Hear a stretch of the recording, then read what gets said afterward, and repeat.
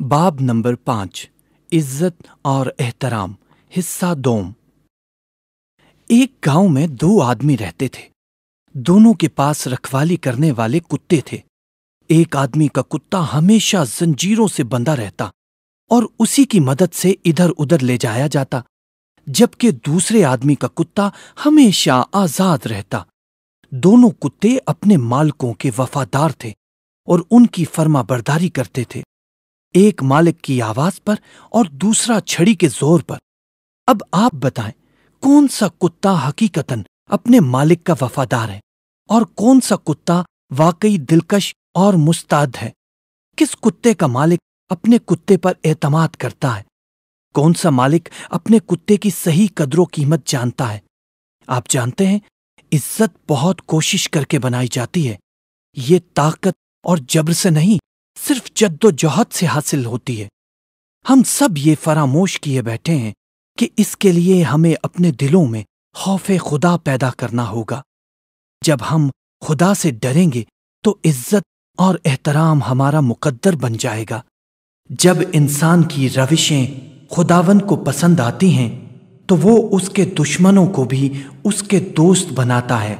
امثال باب 16 آیت نمبر 7۔ جب ہمارے دلوں میں خدا کے لیے احترام اور تعظیم ہوتی ہے تو ہم میں سچ بولنے اور زندگی سیدھے راستے پر چلتے ہوئے گزارنے کی خواہش پیدا ہوتی ہے۔ ہم میں سے بے شمار لوگ نہیں جانتے کہ سیدھے راستے پر چلنے یا راست بازی سے زندگی گزارنے کا مطلب کیا ہے۔ ہم کو تو بچپن ہی سے یہ تربیت دی جاتی ہے کہ اپنی عزت کروانا اور کسی فائدے کے حصول کے لیے جھوٹ بول دینے میں کوئی حرج نہیں۔ بدقسمتی سے ہمیں یہ معلوم نہیں کہ جھوٹی عزت قطعاً تعظیم اور اعزاز کے زمرے میں نہیں آتی، نہ تو خدا کے حضور اور نہ ہی لوگوں کی نظروں میں۔ جھوٹی عزت کاروباری حلقوں میں بہت ناپسندیدہ اور خراب سمجھی جاتی ہے اور ازدواجی رشتوں میں ایک لعنت قرار دی گئی ہے۔ یہ کسی بھی ہنستے بھستے گھر کو ایک غار میں تبدیل کر دیتی ہے۔ کسی غار میں کھڑکیاں اور دروازے نہیں ہوتے، اس کا تو بس ایک ہی دروازہ ہوتا ہے۔ غاریں روشنیوں سے محروم ہوتی ہیں، ان میں اداسیوں اور ویرانیوں کا راج ہوتا ہے۔ ان جگہوں پر گھٹن بہت ہوتی ہے۔ یہ بچوں کی پرورش کی جگہ نہیں ہوتی۔ یہاں پر ہر سو تاریکیاں ہوتی ہیں، ہوا نمدار اور سیم زدہ ہوتی ہے۔ وقت گزرنے کے ساتھ ساتھ بچے گھٹن کا شکار ہو جاتے ہیں۔ ان کا طرز زندگی پتھر کے زمانے کی بود و باش کے عین مطابق ہوتا ہے۔ عدم اعتماد، غصہ، عزت کا تقاضا غار میں رہنے والوں کی سوچ ہے۔ تاہم جب بچے کو سکھایا جاتا ہے کہ اچھے کام کا صلہ شاباش سے ملتا ہے، جھوٹ، چوری اور برائی پر ضابطوں کے مطابق سزا ملتی ہے، تو بچے باادب بننا سیکھ جاتے ہیں۔ شادی شدہ جوڑوں کے ساتھ بھی اسی طرح کا معاملہ ہوتا ہے۔ جب ایک محسوس کرتا ہے کہ اس کا شریک حیات راست باز اور بے لوث محبت کرنے والا ہے تو پھر قدرتی طور پر ان کے دلوں میں محبت جنم لیتی ہے۔ ادب و احترام محبت کی کھاد ہے جو پھلنے پھولنے میں مددگار ثابت ہوتی ہے۔ لوگ جلد عزت دار بننے کے شوق میں ڈینگے مارتے ہیں، شیخی بگاڑتے ہیں اور جھوٹ پر جھوٹ بولتے ہیں، لیکن عزت و وقار کے حصول کا کوئی مختصر راستہ آج تک دریافت نہیں ہوا۔ عزت تو انسان ایک مستقل عمل کے ذریعے ہی حاصل کرتا ہے۔ ہمیں ایک دوسرے کے ساتھ لازماً اچھا اور نرم رویہ اختیار کرنا چاہیے، لیکن یاد رہے کہ عزت و احترام اور تعظیم و توقیر نرم روی اور میٹھے بولوں سے کہیں بڑھ کے ہے۔ عزت و احترام ایک فرد کا دوسرے کے لیے دلی جذبہ ہے جو ایک انسان کسی دوسرے کے لیے اپنے دل کی گہرائیوں میں محسوس کرتا ہے۔ ایسا بھی ہو سکتا ہے کہ بظاہر آپ کے ساتھ رسمی طور پر بہت اچھا اور پیار بھرا برتاؤ کیا جا رہا ہو، لیکن حقیقتاً لوگ آپ پر بالکل بھروسہ نہ کرتے ہوں۔ کوئی شوہر اپنی بیوی سے اور بیوی اپنے شوہر سے عزت کس طرح حاصل کرتی ہے؟ یہ سوال اتنا مشکل نہیں ہے کہ اس کا جواب نہ دیا جا سکے۔ اس کا جواب سادہ اور آسان ہے۔ آپ صرف یہ سوچئے کہ دوسروں میں وہ کون کون سی باتیں ہیں جنہیں آپ سراہتے ہیں، جن کی وجہ سے آپ ان کو پسند کرتے ہیں، اور ان چیزوں کے بارے میں ہم پہلے بھی بات کر چکے ہیں۔ وہی چیزیں عزت و احترام کے جذبے بیدار کرتی ہیں۔ اپنی ذات سے ایماندار اور مخلص ہونا، معاشرے کے افراد کے ساتھ سچا اور بے لوث ہونا، لوگوں کے ساتھ میل جول، گفت و شنید اور رابطوں میں دیانتدارانہ رویہ روا رکھنا، غصے اور تنگ مزاجی کی بجائے ہمدرد رویہ اختیار کرنا، زبان میٹھی، لہجہ پر مسرت، انداز گفتگو دل موہ لینے والا۔ جب یہ تمام چیزیں انسان کی سرشت میں شامل ہو جاتی ہیں تو پھر یہی اس کی عادات بن جاتی ہیں، اور انسان خود بخود عزت و احترام کا حقدار قرار پاتا ہے۔ پھر سب لوگ اس کی قدر و منزلت کو تسلیم کر لیتے ہیں، اور بالآخر وہ شخص باعزت بن جاتا ہے۔ آپ میں سچائی کا عنصر کتنے فیصد ہے؟ 50% یا پھر 80%؟ اس کے بارے میں ذرا احتیاط سے غور فرمائیے۔ خدا اور خلق خدا کے لیے آپ کے دل میں جو احترام اور عقیدت ہے، اور حقیقت میں جتنی عزت و توقیر آپ کے دل میں موجود ہے، اس کی جانچ پرکھ کے لیے جو پیمانہ استعمال ہوتا ہے وہ سچائی ہے۔ آپ کے جذبوں کی پاکیزگی کو سچ کی کسوٹی پر پرکھا جاتا ہے۔ اگر ہمیں اور ہمارے احساسات کو سونے کی طرح ترازو میں تولا جاتا تو ہماری قیمت کیا بنتی؟ کیونکہ نقلی سونا بھی ہوتا ہے، خالص بھی اور ملاوٹ والا بھی۔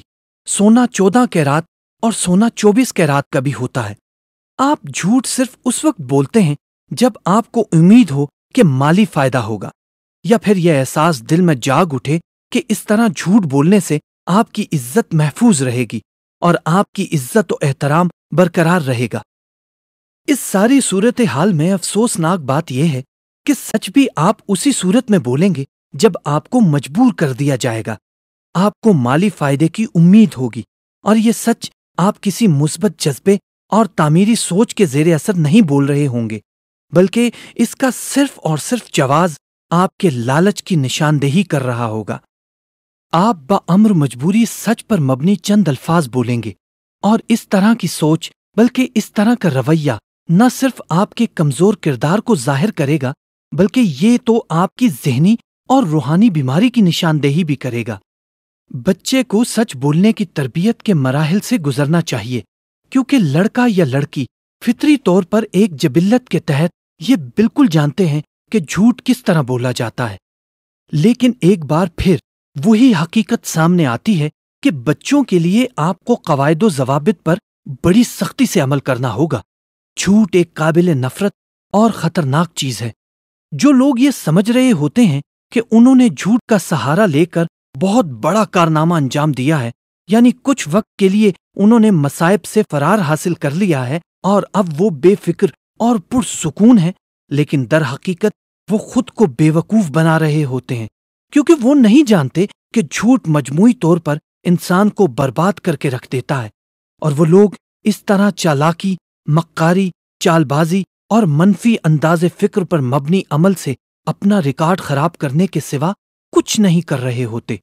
وہ اپنی روح کو زخمی کر رہے ہیں، یعنی ان کی روح میں جا بجا سوراخ ہوتے چلے جاتے ہیں، اور تمام کی تمام عزت و انا، وقار، شان و شوکت، چمک دمک، غرور، گھمنڈ، خاندانی رتبہ، جاہ و جلال اور آبرو ان سوراخوں سے بہہ نکلتی ہے۔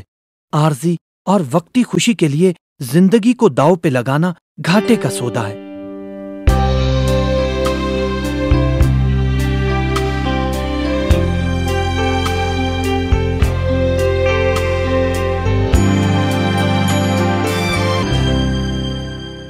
فرض کریں کہ میں اپنے کام کاج سے فراغت پا کر گھر لوٹتا ہوں۔ کیا دیکھتا ہوں کہ میری بیوی کی طبیعت خراب ہے اور وہ قدرے پریشان ہے۔ بیوی کی ناساز طبیعت کی وجہ سے گھر میں کھانا بھی نہیں بن سکا۔ بچوں نے بھوک کے مارے گھر سر پہ اٹھا رکھا ہے۔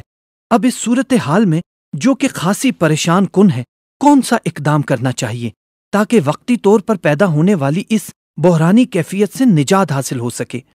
اب مجھے غصہ آئے گا اور میرا دل کہے گا کہ میں بیوی سے جھگڑا کروں، لیکن اس طرح کرنے کا کیا فائدہ ہوگا؟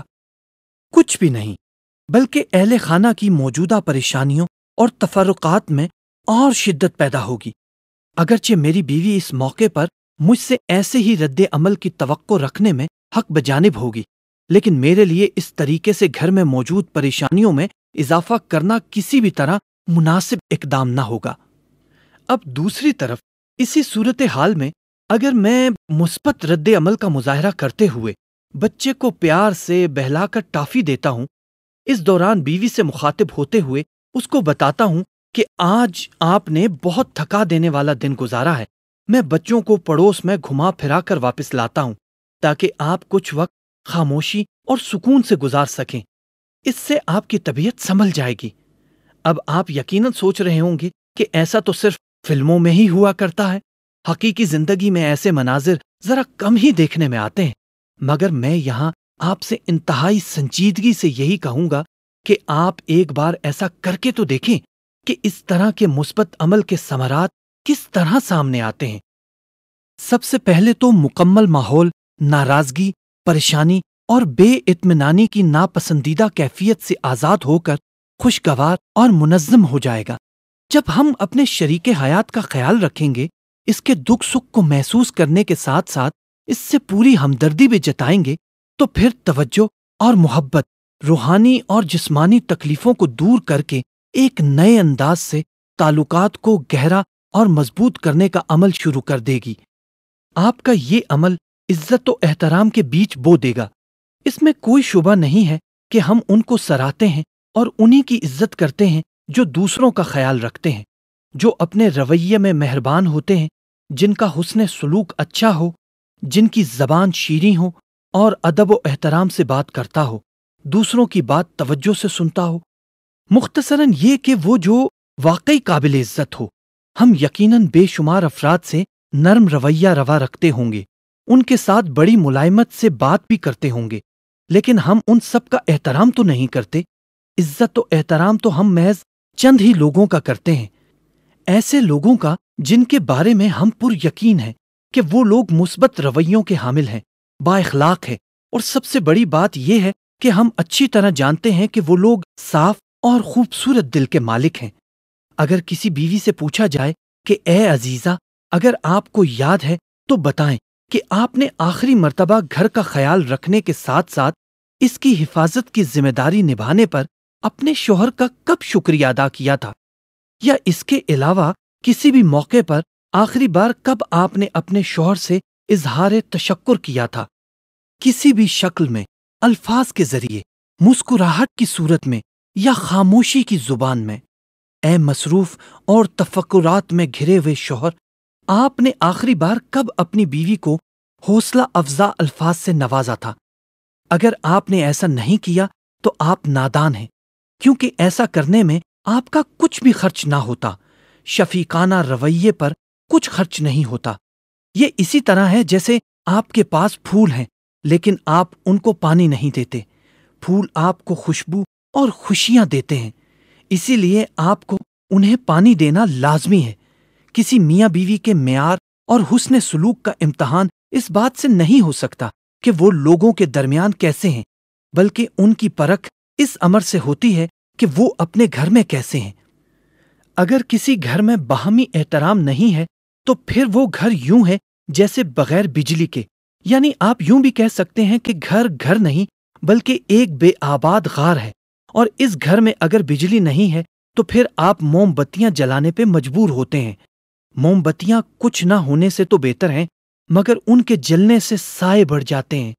ہر ایک آہستہ آہستہ چلنے پر مجبور ہو جاتا ہے تاکہ ٹھوکر کھا کر گر نہ پڑے اور زخمی نہ ہو جائے۔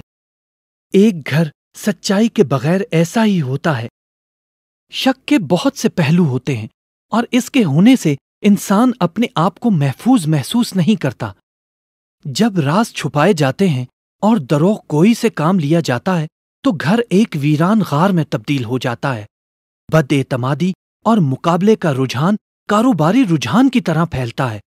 ایک گھر کو اس طرح کا نہیں ہونا چاہیے، کیونکہ خدا کے ہاں گھر کا تصور اور نقشہ ایسا ہے جس میں ہر طرف اجالے ہوں۔ روشنیاں زندگی کی علامت ہیں، روشنیاں خوشیوں، تحفظ اور عزت و احترام کا پیغام لاتی ہیں۔ برائے کرم باب نمبر 5 جاری رکھنے کے لیے CD نمبر 2 لگائیں۔